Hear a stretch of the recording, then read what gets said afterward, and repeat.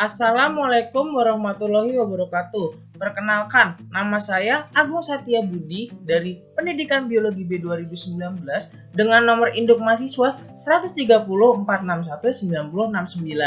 Di sini saya ingin mempresentasikan satu materi fisiologi hewan tentang biolistrik mengenai potensial aksi. Biolistrik. Biolistrik merupakan energi yang dimiliki bersumber dari ATP atau adenosine trifosfat. ATP ini dihasilkan salah satunya oleh mitokondria. Kedua, sel-sel mampu menghasilkan potensial listrik yang memiliki muatan positif pada permukaan luar ekstraseluler dan muatan negatif pada permukaan dalam atau intraseluler. Sel yang hidup mampu mempertahankan perbedaan konsentrasi, sehingga tubuh dipertahankan dalam kondisi tidak seimbangnya ion karena adanya transport ion. Nah, terlihat pada gambar berikut merupakan membran sel di mana pada ekstraseluler terlihat lebih memiliki banyak muatan positif jika dibandingkan pada lapisan dalam atau intraseluler.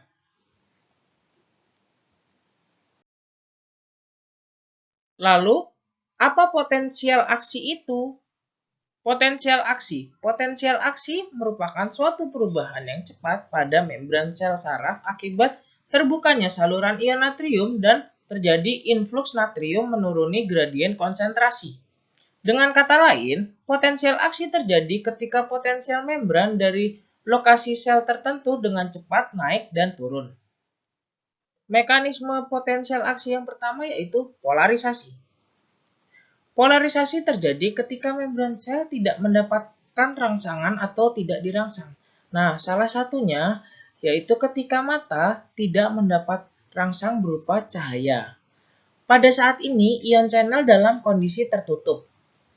Pada gambar ini terlihat ion channel masih dalam kondisi tertutup, sehingga muatan ion di luar membran sel lebih positif karena lebih banyak mengandung ion natrium, dan pada dalam membran sel lebih negatif karena lebih banyak ion kalium. Pada sel saraf, membran sel mengalami polarisasi pada minus 70 mV.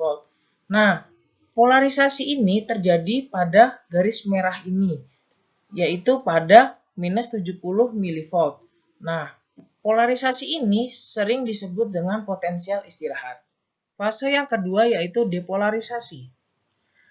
Depolarisasi terjadi ketika adanya rangsangan. Depolarisasi hanya bisa terjadi jika mencapai suatu tingkat potensial tertentu yang disebut dengan ambang batas atau threshold potensial, berkisar antara minus 50 sampai minus 55 mV. Nah, batas ambang ini ditunjukkan dengan garis putus-putus. Pada saat ini, ion channelnya akan terbuka, sehingga ion natrium akan masuk ke dalam membran sel, sedangkan ion kalium akan keluar membran sel, yang mengakibatkan di luar membran sel akan lebih negatif, sedangkan di dalam membran sel akan lebih positif.